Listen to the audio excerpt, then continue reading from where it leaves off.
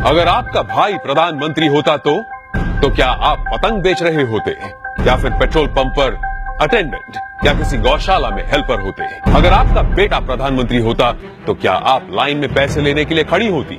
जरा सोचिए। मैं विक्रम बजाज फिर एक बार लेकर आया हूं खबरों के पीछे का रिसर्च और सच। इस देश में परिवार में एक बंदा पॉलिटिक्स में जाए तो परिवार में दूर दूर तक सारे के सारे पैसों के ढेर में खिलते हैं।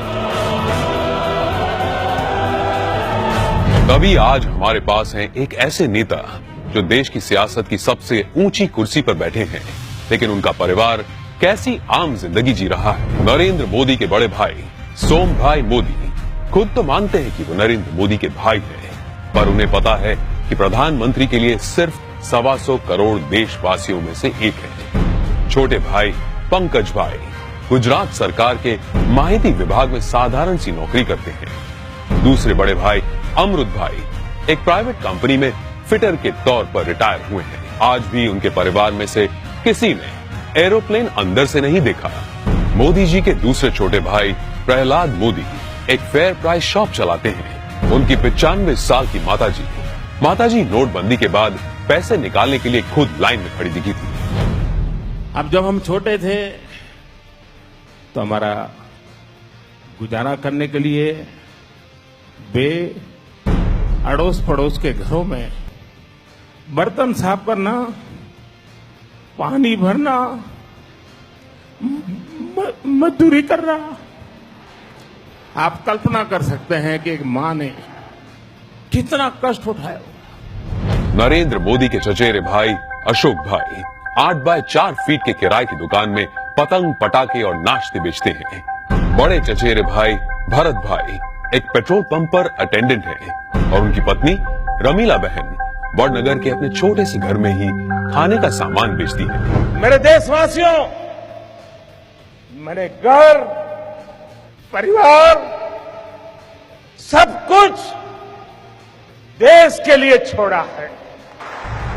तीसरे चचेरे भाई चंद्रकांत एक गौशाला में बतौर हेल्पर काम करते हैं। चौथे चचेरे भाई अरविंद भाई एक स्क्रैप डीलर हैं, जबकि पांचवें चचेरे भाई भोगीलाल ग्रोसरी शॉप चलाते हैं। चाचा कांतीलाल और जयंतीलाल रिटायर्ड टीचर्स हैं। जयंतीलाल की बेटी लीना की शादी एक बस कंडक्टर से हुई है, मतलब कि देश के प्रधानमंत्री का जीजा एक बस कंडक्टर है। अरे हम तो फकीर आदमी हैं, झोला लेके चल पड़ेंगे जी। परिवार को मोदी जी पर बड़ा गर्व महसूस होता है, लेकिन उन्होंने इस बात का कभी गलत इस्तेमाल नहीं किया। अब जरा सोचिए, दूसरी तरफ है यूपी के मुलायम सिंह यादव और अखिलेश यादव परिवार, जो सत्ता की खींचतान में अपने स्टेट, अपने लोग, अपनी जिम्मेदारियां और अपना होश तक भूल चुके हैं।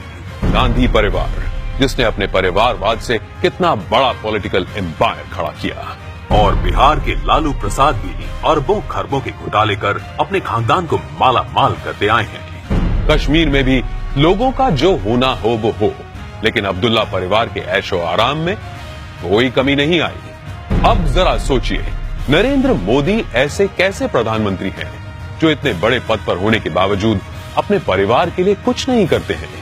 क्यों?